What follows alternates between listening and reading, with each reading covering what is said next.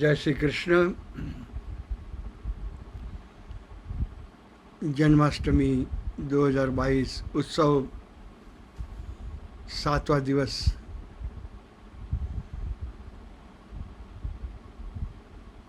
महाप्रभु वल्लभाचार्य इनकी अत्यंत लोकप्रिय रचना श्री मधुराष्टकम एक एक श्लोक के द्वारा कृष्ण के कितने नज़दीक पहुँचे, यही स्वयं की जांच करना, यही जन्माष्टमी उत्सव, आरती उत्सव। ऐसी ऊंचाई पर से ये श्लोक की रचना, ये स्तोत्र बनाया हुआ नहीं है। ऐसी ऊंचाई पर जब प्रभु के साथ और शरीरी मिलन, मानसिक और बौद्धिक, उस समय आचार्य के मुख से निकले हुए जो शब्द है, ये अलंकार से भरे हुए, वही इस स्तोत्र की रचना, वही श्री मधुराष्टकम, मधुरा भक्ति का संपूर्ण परिचय दिया हुआ है 8 श्लोक के द्वारा। आज छठा, 7वां और 8वां 3 श्लोक साथ में गाएंगे। सर्वप्रथम जगत गुरु अपने गुरु को नमस्कार करके इस मॉडर्न टेक्नोलॉजी में साथ देने वाले को विशेष रूप से नमस्कार। मेरे साथ गाते जाइए।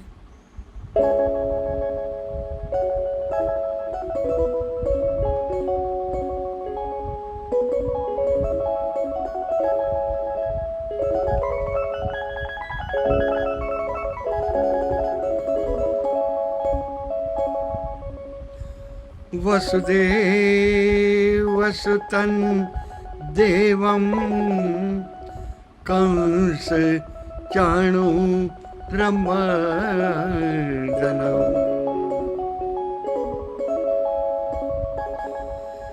देवकी परमानन्दं कृष्णं वन्दे जगद्गुरुम्।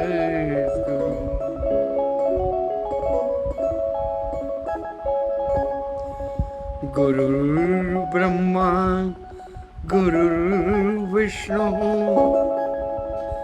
गुरुर्देवो महेश्वरः।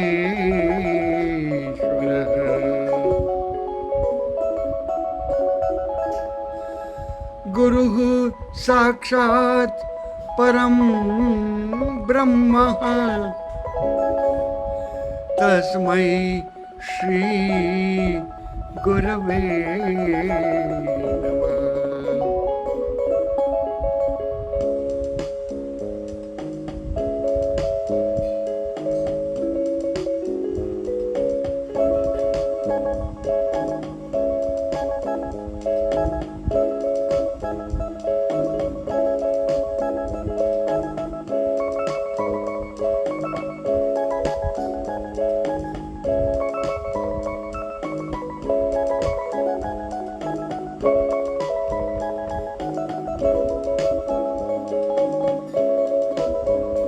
छठा श्लोक।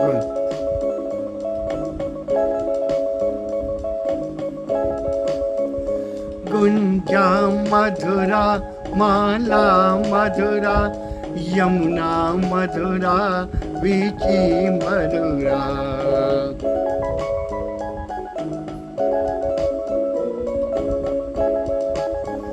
सलिलं मधुरं कमलं मधुरं मधुराधिपते अखिलं मधुरम्।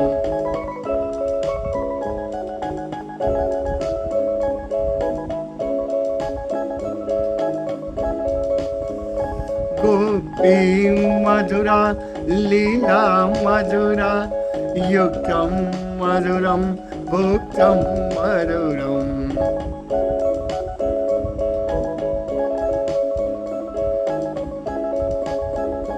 द्रष्टं मधुरं श्रेष्ठं मधुरं मधुराधिपते अखिलं मधुरम्।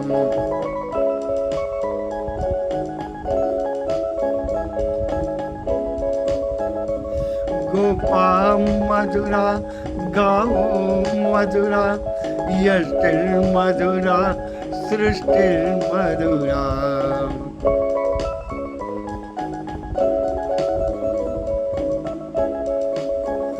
दलितं मधुरं फलितं मधुरं, मधुराधिपते रखिलं मधुरम्।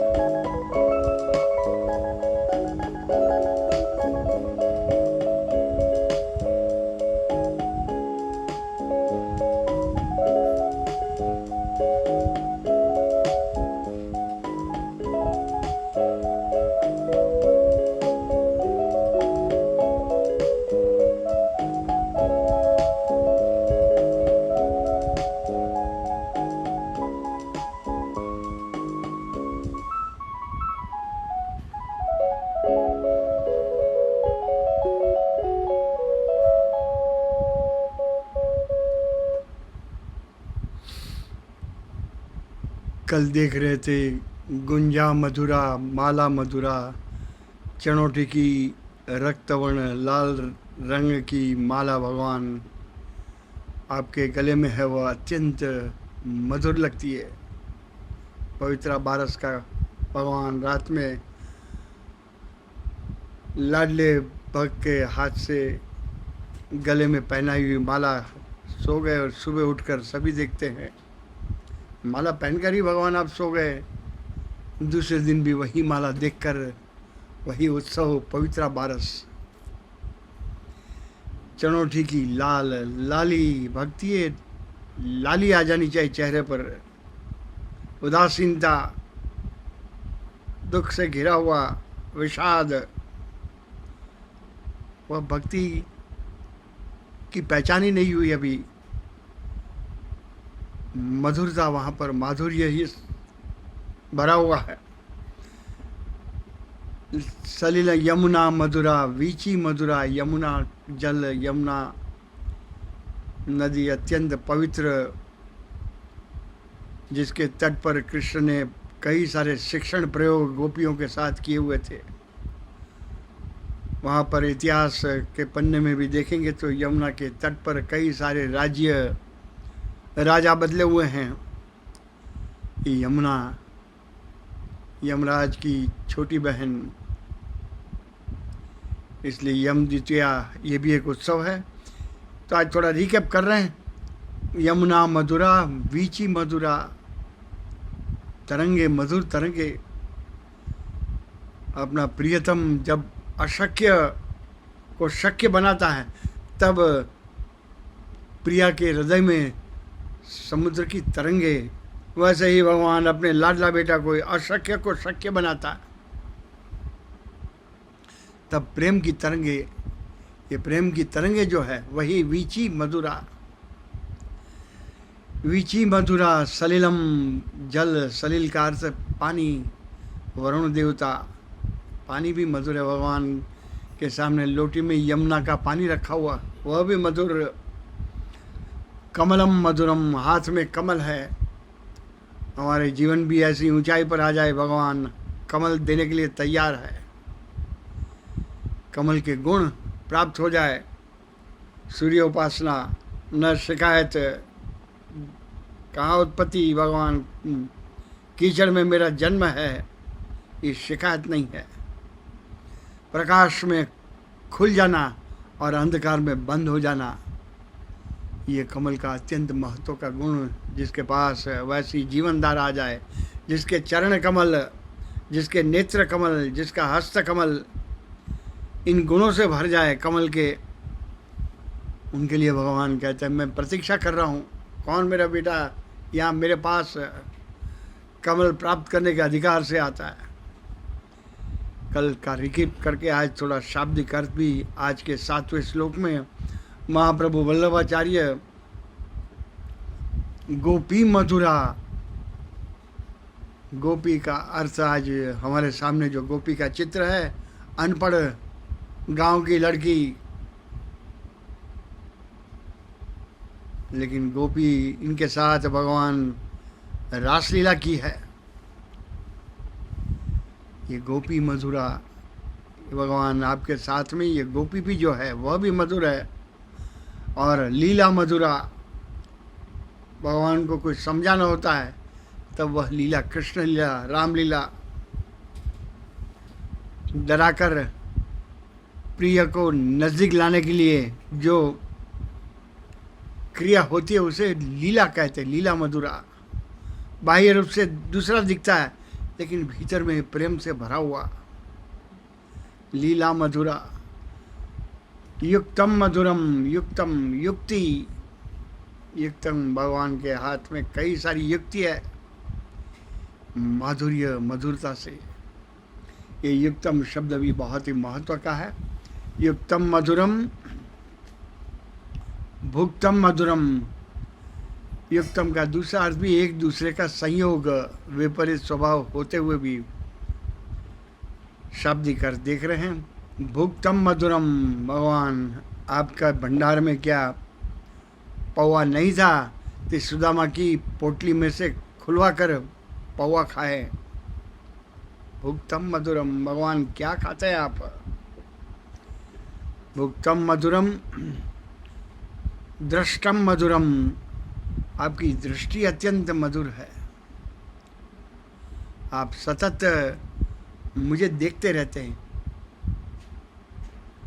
ये दृष्टि मधुर है। ये और कैसी दृष्टि है, मधुर दृष्टि से देखते रहते हैं। अंतिम शिष्टम, शिष्टाचार, डिसिप्लिन, आज की मॉडर्न भाषा में सिविलाइज्ड। शंकराचार्य ने भी बहुत सुंदर वर्णन किया, नमामि कृष्ण नागरम, नागर सिविलाइज्ड सोसाइटी, वहाँ पर शिष्टाचार चाहिए, डिसिप्लिन, सोशल कॉन्डक्ट आदि शब्दों से हम जानते हैं। जो भगवान आपका शिष्टाचार भी अत्यंत मधुर है और इन सभी माधुर्य के पति आप है। मधुराधिपति रखिलम मधुरम। आधे घंटे से भी प्रभु के साथ चित्त एकाग्रता करते करते ऐसा एक आनंद विभोर स्थिति का वर्णन इन श्लोक के द्वारा वल्लभाचार्य, मुझे ऐसे अनुभव हुए हैं, यहाँ तक पहुँच जाओ, ये सभी जो यहाँ अनुभव यहाँ बताए हुए हैं वैसी स्थिति में महापुरुष प्रत्येक अनुभव है ये। तो आज देख ले, पहला ही बहुत सुंदर शब्द, एक एक शब्द में कुछ हमारे लिए जीवन उपयोगी। जन्माष्टमी उत्सव निमित्त जीवन की ऊंचाई बढ़ती है क्या? सिर्फ उपवास और मंदिर में माला पहनाने से जन्माष्टमी उत्सव पूरा नहीं होता। ये कृष्ण के विचार गीता में स्पष्ट लिखा हुआ।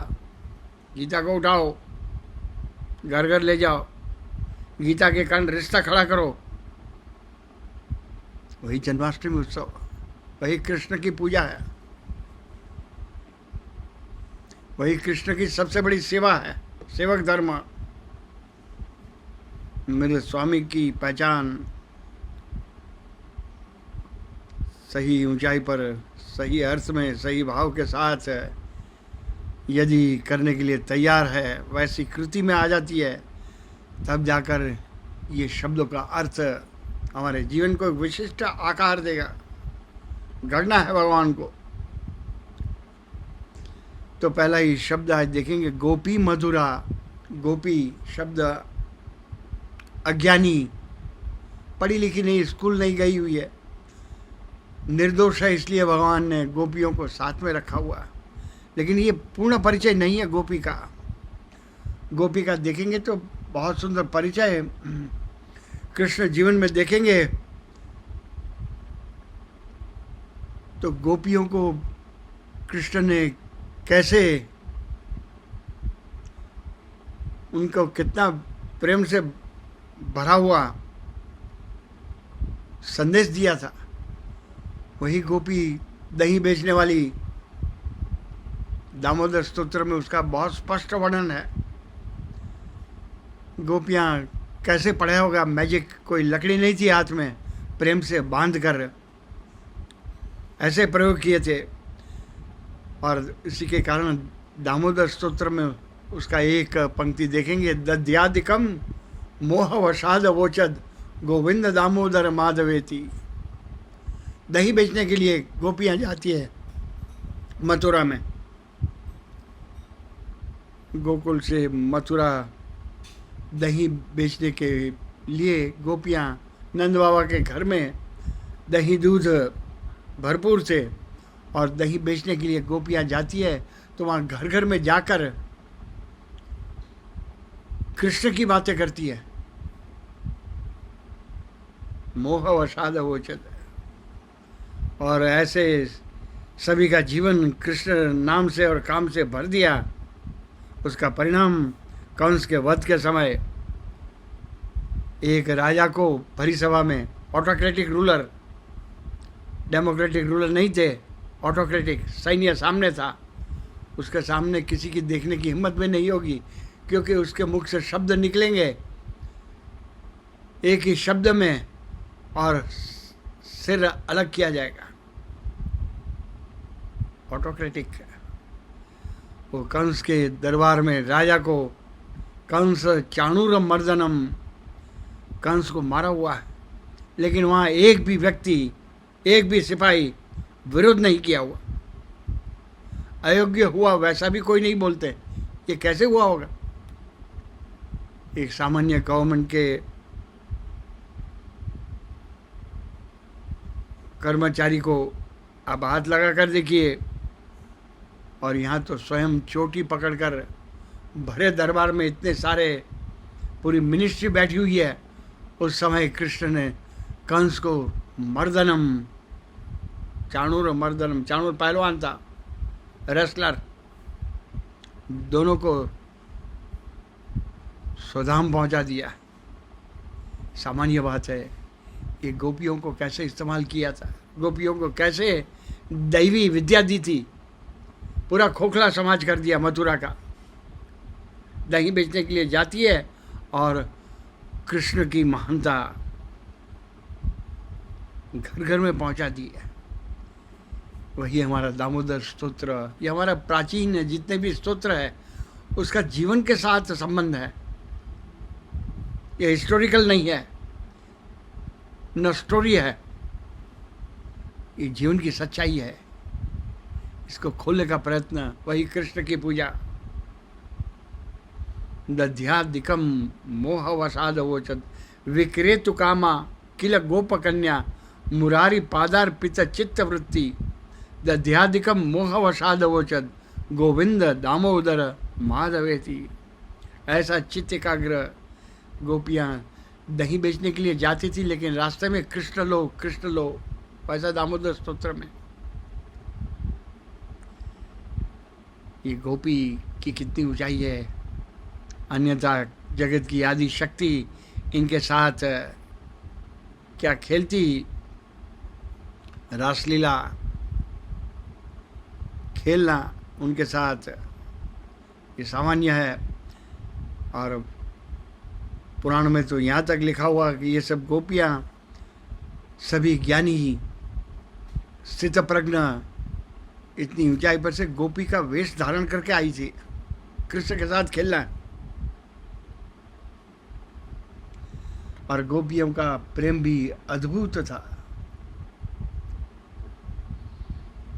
गोपियों का प्रेम भागवत ग्रंथ में बहुत सुंदर दिया हुआ है। इसे गोपी गीत कहते हैं। गोपियाँ आपस में जब मिलती है तब कृष्ण के मथुरा जाने के समाचार मिलते हैं, तब आपस में गोपियाँ चर्चा करती है कृष्ण कैसे जाएगा। मैंने तो कृष्ण को, एक गोपी कहती है बहुत सुंदर, मेरी आंखों में बैठा है हुआ, मेरी आंखों से कैसे निकल सकता है। ये गोपी गीत है। ये गोपियों का प्रेम है, कितनी ऊंचाई पर से कृष्ण के साथ रिश्ता था, मेरी आंखों में बांध के रखा हुआ। तो दूसरी गोपी कहती है मेरे कान में मैंने कृष्ण को बैठाया हुआ, और कितना भी दूर जाए लेकिन कृष्ण की गूंज मेरे कान में सतत मिलती रहेगी। वहाँ तीसरी गोपी मेरे हृदय में कृष्ण को बैठा कर रखा हुआ, उसका हृदय मेरे पास है, वो बिना हृदय के कैसे जाएगा मथुरा। गोपी गीत है। ऐसे ही ऊंचाई पर से पहुंचे हुए भाव विभोर स्थिति में ये सभी गोपियां, और रासलीला में ऐसा भी वर्णन है कि पुरुष को प्रवेश नहीं तो मेल फीमेल क्या, वैसा रिस्ट्रिक्शन, पुरुष को वहाँ जाने के लिए अनुमति नहीं है, वैसी थी व्यवस्था किया। लेकिन पुरुष के कुछ लक्षण है, हमारे पुराण में 5 लक्षण बताए हो पुरुष किसे कैसे। आज पुरुष तो हम दाढ़ी मूछ वाला पुरुष, लेकिन पुरुष के बहुत सुंदर लक्षण बताए हुए, वही पुरुष है। बहुत सुंदर 5 लक्षण शास्त्र में पढ़ेंगे तो ये शास्त्र की भाषा जो है हमारे जीवन का दर्पण है। ये पात्रे त्यागी, गुणे रागी, समविभागी च बंधुषु, रणे योद्धा, शास्त्रे बोद्धा, पुरुष 5 लक्षण, 5 लक्षण है, वही पुरुष है। मैस्कुलाइन एंड फेमिनाइन, मैस्कुलाइन का वर्णन है, 5 लक्षण है, वही पुरुष कहलाने योग्य है। अन्यथा पुरुष की बॉडी मिली हुई है, शरीर की रचना पुरुष की है। पात्रे त्यागी, उचित स्थान पर त्याग करने के लिए तैयार है। रामायण ये त्याग से भरा हुआ ग्रंथ है। राम भरत को राज्य देने के लिए बार बार समझा रहे हैं, और भरत राम को अयोध्या का राज्य समर्पण करने के लिए, ऐसा भारत में ही हो सकता है। ये पात्रे त्यागी, गुणे रागी, किसी के गुण देखकर आसक्ति खड़ी होती है।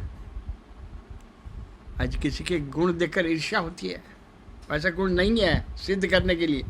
गुणे रागी, गुण के कारण उसके साथ संबंध तैयार होता है। गुणे रागी, पात्रे त्यागी, समविभागी च बंधुषु, अपने बंधुओं के साथ, बांधवों के साथ बांट कर खाने वाला, अकेले नहीं खाने वाला। समविभागी, उचित भाग करके। पांडवों में यही एकता थी। चौथा लक्षण, रणे योद्धा, रणभूमि पर युद्ध करने के लिए पीछे हट नहीं करता। स्त्री को सीना नहीं दिखाता और शत्रु को पीठ नहीं दिखाता, वही रण योद्धा। शास्त्रे बोधा, शास्त्र में बुद्धि का प्रयोग करता है। आज शास्त्र में बुद्धि मत लगाओ, वैसा हमें समझाया जाता है, लेकिन बुद्धि कहाँ लगाएंगे। शास्त्र का अर्थ ही साइंस, विज्ञान, वहाँ बुद्धि नहीं लगाएंगे तो किधर लगाएंगे। ये भी वल्लभाचार्य का शास्त्र है, to reach towards the lord. ये हमारा पथ तैयार कर रहे हैं, ये समझ लो। मधुराधिपति रखिलम मधुरम, शास्त्रकार साइंस। ये 5 लक्षण है, ये 5 लक्षण है। और कृष्ण का वर्णन 15वें अध्याय में बहुत सुंदर दिया। उत्तम पुरुषस्त्वन्य परमात्मेत्युदारुत, उत्तम पुरुष है, पुरुषों में उत्तम वही कृष्ण और वही राम, मर्यादा पुरुषोत्तम पुरुष, भावना से भरा हुआ, उसे प्रवेश। और 5 लक्षण, ये बहुत सुंदर शास्त्र की भाषा में संपूर्ण विज्ञान है। भक्ति इज अ परफेक्ट साइंस है, लेकिन बुद्धि चलानी पड़ेगी। हमने बुद्धि को सिर्फ मार्केटिंग के लिए चलाई है,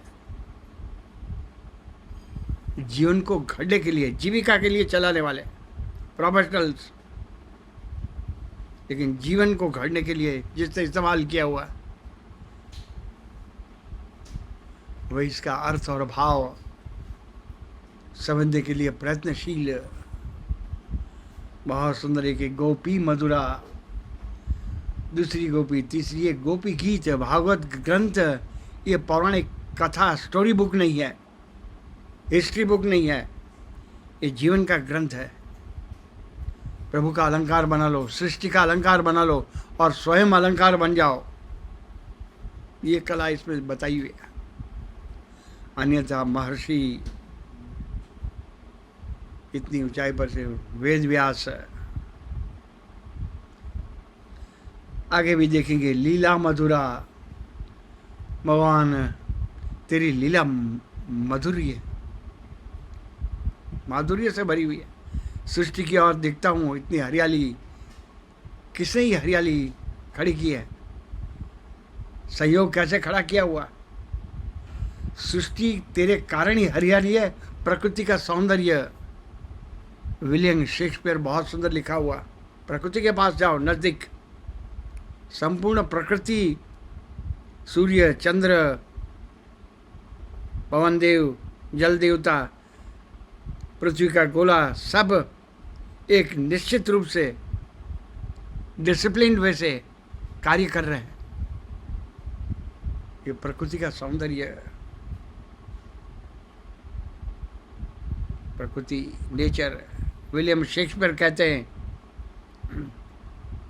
what is this life if full of care, what is this life if full of care, we have no time to stand and stare. बाहर प्रकृति को देखो, ये हरियाली किसने बनाई है?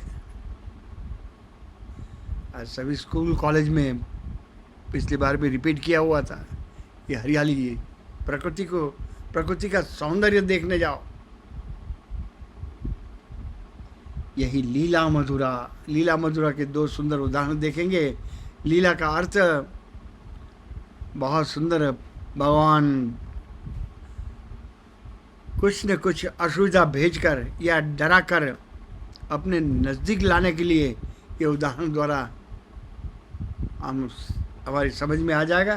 पहला उदाहरण है, प्रियतम प्रिय को नज़दीक लाने के लिए एक गांव में काका थे, अभी नई नई शादी हुई और नटखट थे, मजाकी थे। रसोई घर में रात्रि का समय 9 बजे का, और गांव में इलेक्ट्रिक लाइन गई हुई थी। तो वहाँ पर देखते हैं कि खिड़की में से देखते हैं तो वहाँ पर काकी रसोई कर रही है। तो काका को गम्मत सूझी पत्नी को डराने की, और रसोई घर की खिड़की से अपना हाथ बार बार भीतर जाने देते हैं, फिर बाहर ले लेते हैं। ये 3-4 बार वैसे किया।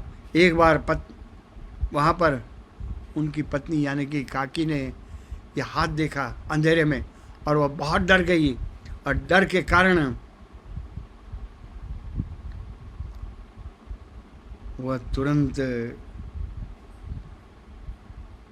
अपने पति यानी काका के पास बुलाकर, देखो भाई कोई आया, मैं डरी हुई, अंधकार। और जैसे ही हाथ पता चल गया मेरे पति का ही हाथ है, वो आनंद विभोर। ये भगवान भी ऐसे डराने के लिए दुख भेजते हैं ताकि मेरे पास आ जाए। कुंती माँ ने तो स्वयं भगवान से मांगा हुआ था, मुझे सुख नहीं, मुझे दुख भेजो। दुख के साथ खेलने में जो प्रसन्नता है, ये दुख इसलिए भेजते हैं। एक और दूसरा सुंदर उदाहरण दिया हुआ है। दूसरा उदाहरण, गांव का अंधेरा। फिर एक स्त्री अंधेरे में एक गांव से दूसरे गांव जा रही है, और अंधेरा बढ़ते गया, और एक अंधकार जगह पर जैसे स्त्री आती है तो पीछे से एक पुरुष ने उसका हाथ पकड़ लिया, और हाथ जैसे ही पकड़ा हुआ चिल्लाने लगी घबरा कर, कौन है, मुझे किसने पकड़ा है? और अपने हाथ में टॉर्च होने के कारण तुरंत टॉर्च से लाइट करती है और देखता है उसका पति है, और तुरंत आनंद। भगवान भी ऐसा ही नहीं करते हैं क्या? वही लीला मधुरम, पत्नी को डराओ, ये आनंद विभोर की स्थिति। भगवान भी ऐसे। इसलिए तो एक कवि ने बहुत सुंदर कहा हुआ, दुख में सुमिरन सब करे, सुख में करे न कोई, जो यदि सुख में करे तो दुख काहे को होए। अपने नजदीक लाने के लिए प्रभु का हाथ चाहिए, तब सुख और दुख, सम दुख सुख क्षमी, संतुष्ट सतत योगी। दोनों ही स्थिति में प्रभु का हाथ जिसे दिखाई देता है, पति का हाथ दिखता है, वह कैसे दुखी हो सकती है। ये तुकाराम महाराज, इनका जीवन भी देखेंगे, कई सारे प्रसंग हैं उनका, उनको दुखी करना असंभव था और सामान्य व्यक्ति को सुखी करना असंभव। He is never happy. You can never make a man happy, he must learn to be happy. Tukaram Maharaj, सभी इनका जीवन देखेंगे, इतनी पॉजिटिव आउटलुक थी उनकी, सभी में वही प्लस माइनस दिखाई नहीं देता उन्हें, क्योंकि पति का हाथ है, पति का भेजा हुआ ही दुख है। मेरी परीक्षा लेने के लिए, मेरा मुझे घड़ने के लिए घड़ना है, ऑर्नामेंट बनाना। जैसे बहुत सुंदर कुम्हार मिट्टी का घड़ा बनाता है, तब ऊपर से मारता है, लेकिन दूसरे हाथ से भीतर में उसका दूसरा हाथ संभालता है, मारता भी है और संभालता भी है।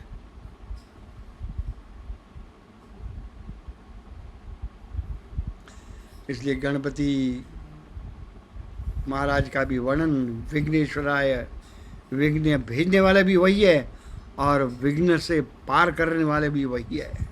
वही जीवन का ऐश्वर्य शोभा, विघ्नहर्ता, लेकिन विघ्न करता भी है। देखते हैं मेरे नज़दीक आता है क्या। और जिसे पति का हाथ है वह समझ में आ जाए, वह दुख में भी आनंद विभोर,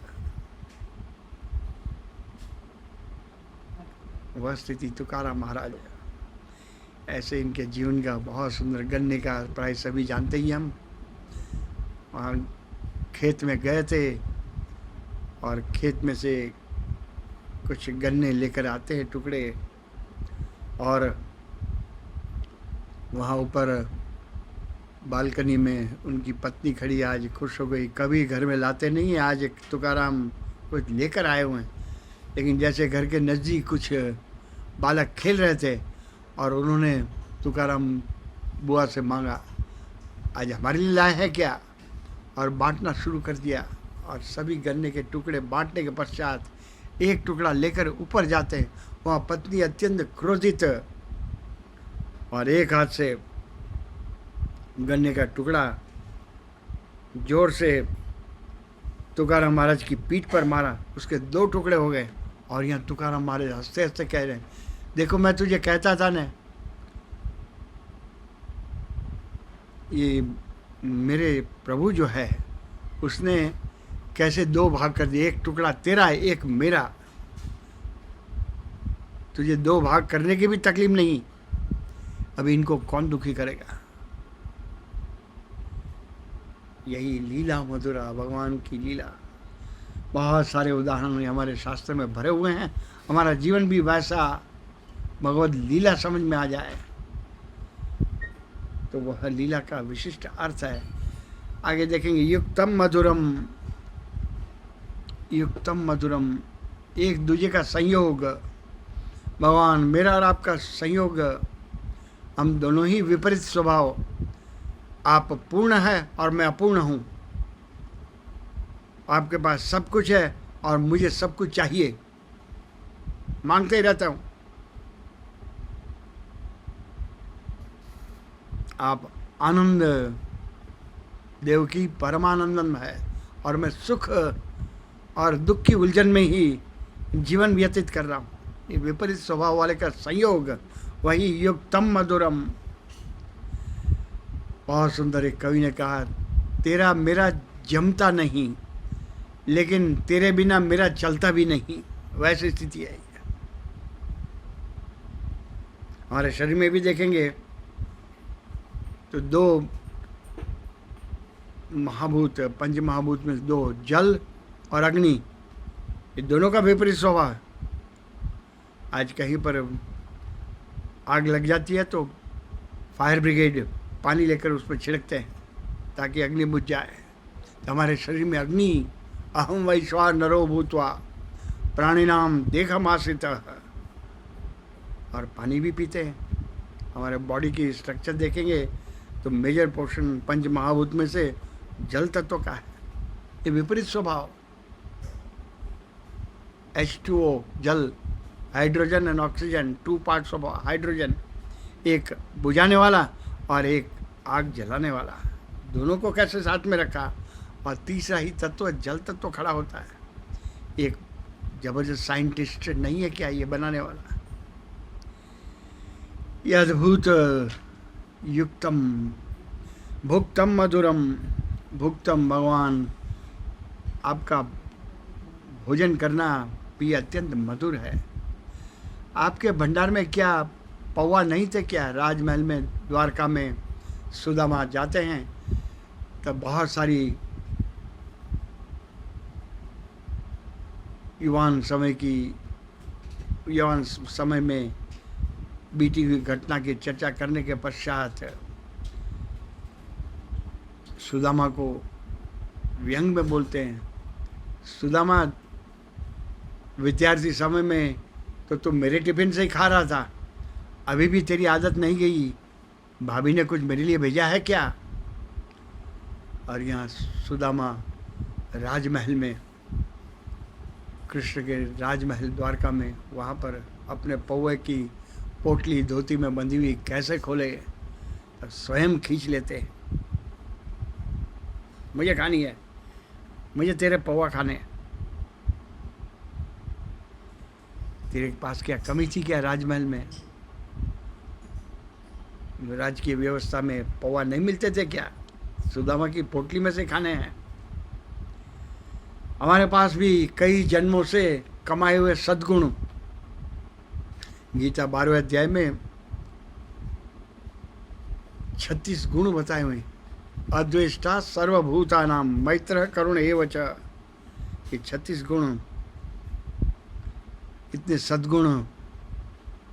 तो भगवान तेरे पास तो गुणों का खजाना, गुण निधि में है, गुणों का समंदर है, तू मेरे सद्गुण तुझे क्यों चाहिए?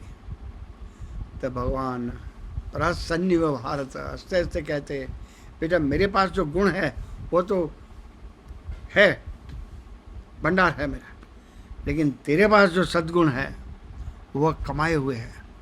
एक गर्भ श्रीमंत और एक कमाई करके लाया हुआ श्रीमंत।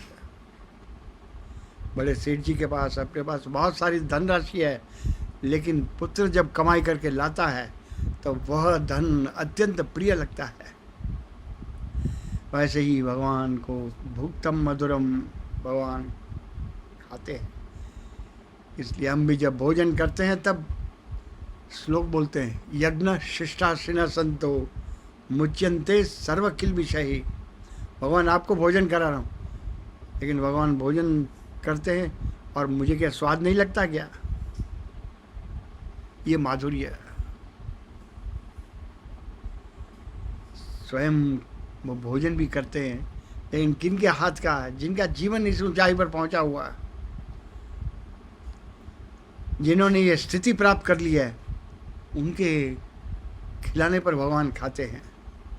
ये प्रहलाद, उनके कान से भगवान सुनते हैं, नारद पराशर उनके मुख से बोलते हैं, नवदा भक्ति इनके कान से सुनते हैं, नारद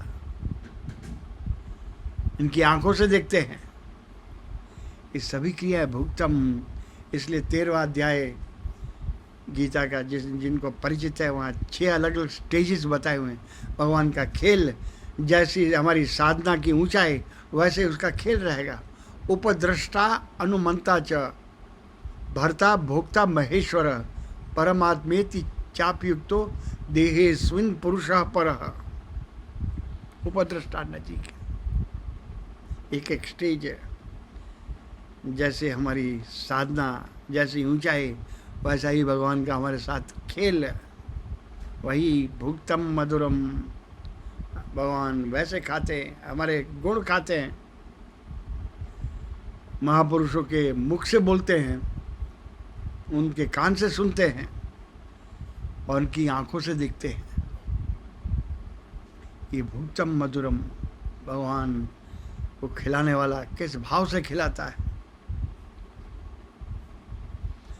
आगे वाला दृष्टम मधुरम, भगवान आपकी दृष्टि अत्यंत मधुर है। आप सतत मुझे देख रहे हैं। आज पौराणिक कथन के अनुसार कि हमारे जीवन को यमराज देखते हैं और चित्रगुप्त नोटिंग करते हैं। चित्रगुप्त को समझना हो तो आज का मॉडर्न युग का क्लोज सर्किट टीवी, सीसीटीवी आप देखते हैं सर। आपकी दृष्टि मधुर है, लेकिन माँ की दृष्टि मधुर होती है क्यों? मेरा बेटा मेरे जैसा अनंत गुणों का स्वामी बन जाए। यूनिवर्सल दृष्टि, भगवान की दृष्टि मधुर। हमारी दृष्टि तो सामान्य आज के जीवन की ओर, प्रभु की दृष्टि अनेक जन्म संसिद्ध ततो याति परम गतिम, मेरे पास आ जाए। अंतिम देखकर आज का समय भी संकेत करा, शिष्टम मधुरम, आपका शिष्टाचार मधुर है। प्रेम दिखावा नहीं है, जहाँ दिखावा आया वह प्रेम नहीं है। प्रेम गुप्त होता है। जितना प्रेम गुप्त उतनी उसकी ऊंचाई। इसलिए प्रेम के लिए मोह शब्द, अर्जुन का मोह था प्रथम अध्याय में, और अंत में नष्टो मोह स्मृति लब्धा। मोह और प्रेम में छिपाना होता है, प्रेम को छिपाना होता है। सार्वजनिक हमारा रोज का जीवन देखेंगे तो पति पत्नी दोनों के बीच आत्मीयता होती है, लेकिन घर में दिन के समय बाहर से यदि कोई आता है तो दिखता है एक दूसरे के सामने है, बोलते भी नहीं है, अपरिचित है जैसे। वैसा है क्या? ये भगवान भी वैसा शिष्टाचार, सोसाइटी में रहना है, सोशल प्रेम का दिखावा नहीं। जहाँ दिखावा है वह प्रेम नहीं है। माँ भी बालक को स्तनपान कराती है, दूध पिलाती है, तब पल्लू ढांक कर पिलाती है। ये दूध पिलाना, ये माँ का प्रेम है। वही प्रभु का भी प्रेम वैसा ही शिष्टाचार, शिष्ट डिसिप्लिन, कहीं पर भी दिखावा नहीं। कृष्ण संपूर्ण जीवन कहीं पर भी चतुर्भुज नारायण के स्वरूप में नहीं आए, और सिर्फ एक जगह पर आए, वह है 11वां अध्याय गीता का, महाभारत की भूमि पर। अर्जुन का गुरु प्रेम देखकर ये नटवर लीला करने के लिए आए हुए अपना स्वरूप खोल दिया हुआ है। तो आज यहीं समाप्ति करेंगे। शिष्टम मधुरम, शिष्टाचार, भगवान शिष्टाचार है। जहाँ प्रेम दिखाने का प्रयत्न होता है वहाँ प्रेम नहीं है, वह दिखावा है। बहुत सुंदर। तो आज ये 7वां श्लोक भी एक बार गाकर पूरा करेंगे। बहुत ही रहस्य से भरा हुआ ये मधुराष्टकम हमारा जीवन में भी वैसा माधुर्य भर जाए। वैसे ही जन्माष्टमी उत्सव निमित्त भगवान से प्रार्थना करेंगे, वैसा ही माधुर्य का स्वाद मिले, हमारी साधना बनी रहे। हमारी साधना सुविधा हुई तब तक साधना है, थोड़ी सी असुविधा भी छोड़ देते हैं। कभी कभी, और गीता में कभी कभी मान्य नहीं है, कंटिन्यूटी, विभक्ति नहीं है, भक्ति है। विभक्ति में ब्रेक, इंटरवल, कंटिन्यूटी है। तो आज ये 7वां श्लोक गाकर आज का समय कुछ संकेत कर रहा है। मेरे साथ ही गाते जाइए।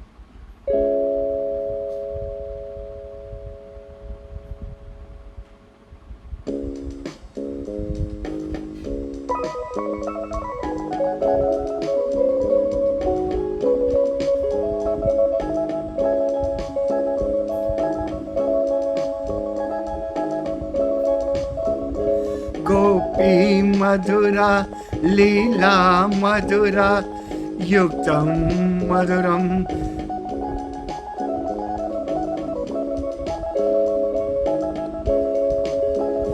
गोपी गोपी मधुरा लीला मधुरा युक्तं मधुरं भुक्तं मधुरम्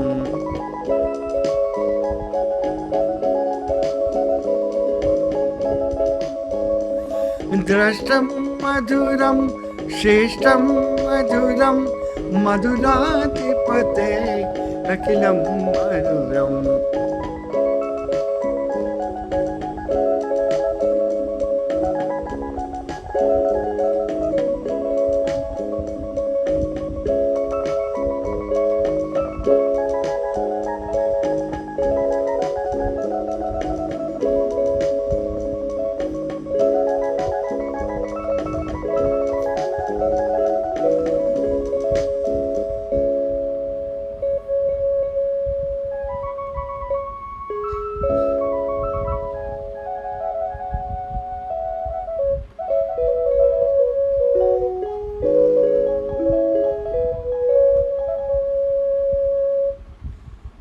आज यहीं पर समाप्ति करेंगे।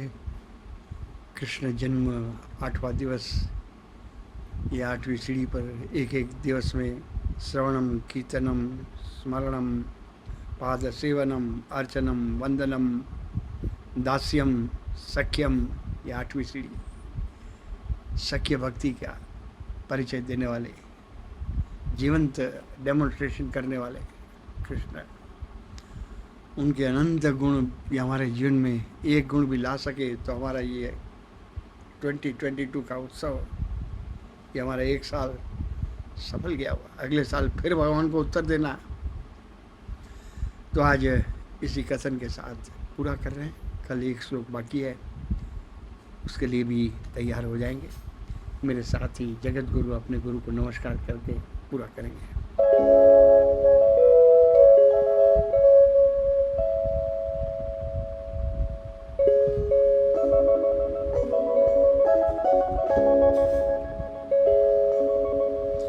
वसुदेव वसुतं देवं कंस चाणूरमर्दनम्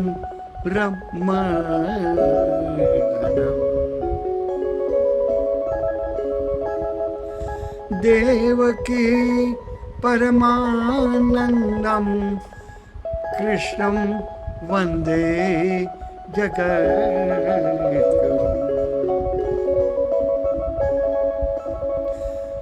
गुरुर्ब्रह्मा गुरुर्विष्णुः गुरुर्देवो महेश्वरः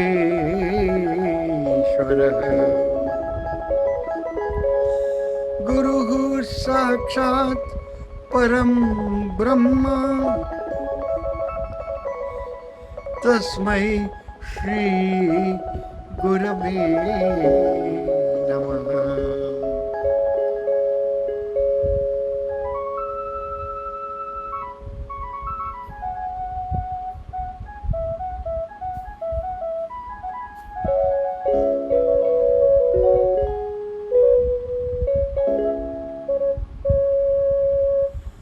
जय श्री कृष्ण, जय योगेश्वर।